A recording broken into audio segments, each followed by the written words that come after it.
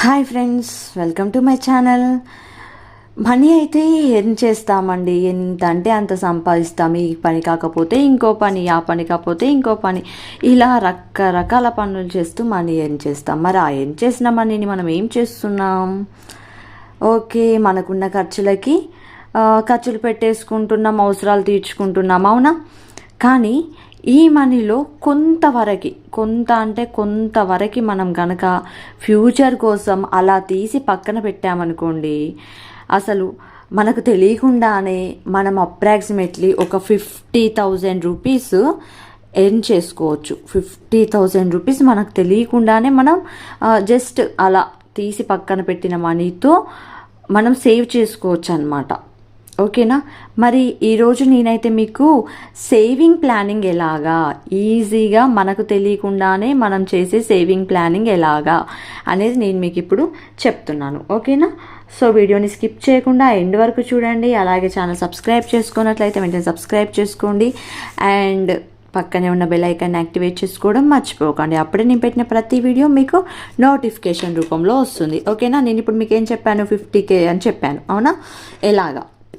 ఇప్పుడు for example ఒక 1 month తీసుకుందాం ఫస్ట్. ఓకేనా? 1 monthలో మనకి ఎన్ని వీక్స్ ఉంటాయి? 4 weeks ఉంటాయి. అప్రాక్సిమేట్లీ 4 weeks ఉంటాయి.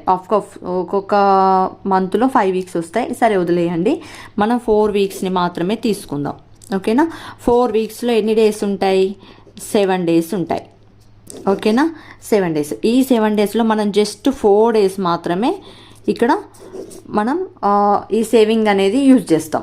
ఓకేనా? అంటే ఒక వీక్లో జస్ట్ 4 days మాత్రమే యూజ్ చేస్తాం. ఎలాగా అంటే first day, second day, third day, 4th day. ఓకేనా? 50 రూపీస్ వేసుకుందాం. పర్ డేకి 50 రూపీస్ తీసి అలా మనం పక్కన పెట్టేసుకుందాం. ఇప్పుడు 50 ఎంత అవుతుంది? మొత్తం టోటల్గా 200 రూపీస్ అవుతుంది, అవునా? ఈ 200 రూపీస్ మనకి ఒక మంత్లో అంటే ఒక వీక్లో 200 రూపీస్ అవుతుంది, అవునా? అంటే మనకి 4 weeks ఉంటాయి పర్ మంత్. 4 weeks ఇంటూ 200 ఎంత? 800 రూపీస్ అవుతుంది. 800 అనేది 1 monthకి అవుతుంది, అవునా? మరి ఈ 1 monthకి 800 రూపీస్ అయింది. తర్వాత మరి మనకి సంవత్సరంలో ఎన్ని నెలలు ఉంటాయి? 12 నెలలు ఉంటాయి కదా. మరి 12 నెలలకి మనకి ఎంత అవుతుంది అంటే 800 ఇంటూ 12 months ఎంత అవుతుంది? 9,600 రూపీస్ అవుతుంది. మరి మనం ఇక్కడ చూడండి ఫ్రెండ్స్, ఒక 1 year మాత్రమే సేవ్ చేస్తామా? ఏదైనా మనం సేవ్ చేయాలనుకుంటే మినిమం 5 years సేవ్ చేయాలి. ఓకేనా? 5 years అనేది సేవ్ చేసుకొని పక్కన పెట్టుకుంటే దాన్ని మనం సేవింగ్ అకౌంట్ అని అనుకుంటాం, అవునా? సో మీరు ఇప్పుడు ఏదైనా చూసుకోండి, ఒక దగ్గర మీరు డిపాజిట్ చేసినా కానీ, ఫిక్స్డ్ డిపాజిట్లు చేసినా కానీ, ఇలా చూసుకున్నా కానీ మినిమం 5 years అనేది ఉంటుంది. 1 year అనేది చాలా తక్కువ పీరియడ్, అవునా? సో ఓకే, మనము ఒక 1 yearలో జస్ట్ వారంలో ఒక 200 పక్కన పెట్టుకుంటేనే మనకి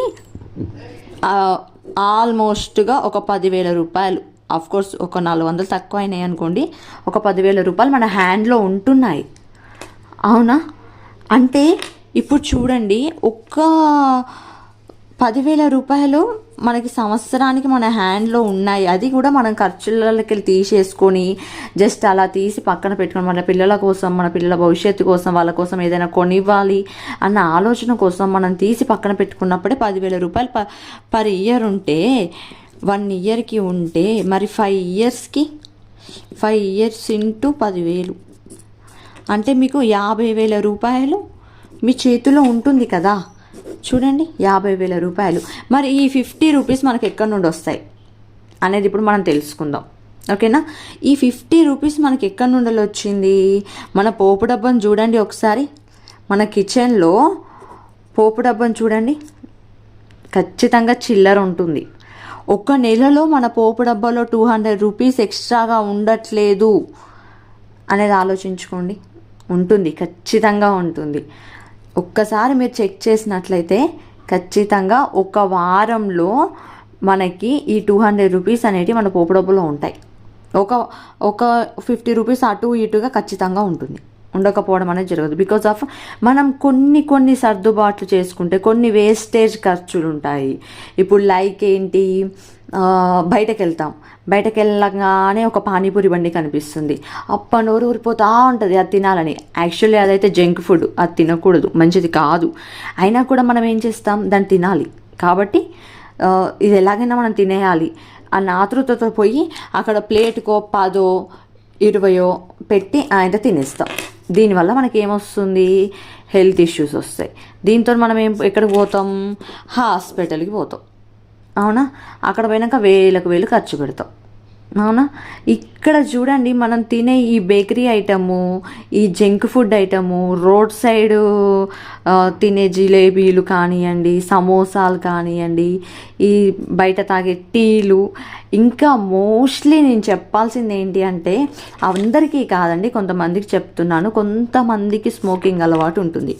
అవునా, స్మోకింగ్ అలవాటు కొంతమందికి ఉంటుంది ఖచ్చితంగా. ఇలాంటి అలవాటు ఉన్న వాళ్ళకి ఒక్కసారి మీరు స్మోక్ చేసే ఆ సిగర్ బాక్స్ ఎంత ఉంటుందండి కాస్ట్, ఆ కాస్ట్లో నుండి వెళ్ళి తీసేయండి. ఆ కాస్ట్లో ఒక 1 వీక్లో మీరు పెట్టే ఖర్చు, అందులో నుండి మీరు కొద్దిగా తగ్గించుకోండి. స్మోకింగ్ అలవాటు అనేది కొద్దిగా తగ్గించుకోవడానికి మా పాప కోసం ఇది నేను ఒక బాక్స్ తాగే దగ్గర 1 సిగరెట్ మాత్రమే తాగండి, 2 సిగరెట్లు మాత్రమే తాగండి. ఒకేసారి తగ్గించుకోవడం అంటే మనతో కాదు, ఎందుకంటే మనం ఆల్రెడీ దానికి అలవాటు పడిపోయినాం. ఎలా ఉంటుంది, ఇప్పుడు అలవాటు పడ్డ పానం అంగడంగడంట. సో అలా ఉంటుంది. అలవాటు పడ్డామంటే దాన్ని వదిలేసుకోవడం చాలా కష్టం.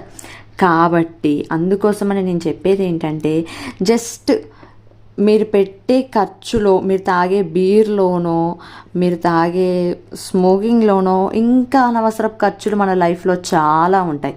వాటిని పక్కన పెట్టి దీన్ని కానీ మనం ఫాలో అయితే ఖచ్చితంగా మనకి ఈ 10,000, దీన్ని ఇలాగే 5 ఇయర్స్ ఫాలో అయితే ఈ 50,000 మనకి ఈజీగా ఉంటుంది. మరి 50,000తో ఏమొస్తుందండి అని మీకు అనొచ్చు.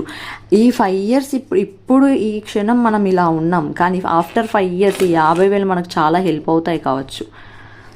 50,000 అంటే మన మిడిల్ క్లాస్ ఫ్యామిలీకి ఇదేం తక్కువ అమౌంట్ కాదు, చాలా ఎక్కువ అమౌంట్. సో నేను చెప్పిన ప్లాన్ మీకు అర్థమైంది కదా. ఇలా కనుక మనం సేవ్ చేసుకున్నట్లయితే మనకి ఇంత పెద్ద మొత్తం మన హ్యాండ్లో ఉండిపోతుంది మనకు తెలియకుండానే. ఇలాంటి మరిన్ని సలహాల కోసం, మరిన్ని అప్డేటెడ్ వీడియోస్ కోసం మా ఛానల్ సబ్స్క్రైబ్ చేసుకోవడం మర్చిపోకండి. Thank you so much. And మీకు ఈ వీడియో నచ్చినట్లయితే, మీరు నేను చెప్పిన ఈ సజెషన్ కనుక ఫాలో అవుతున్నట్లయితే కామెంట్ పెట్టడం కూడా మర్చిపోకండి. Thank you.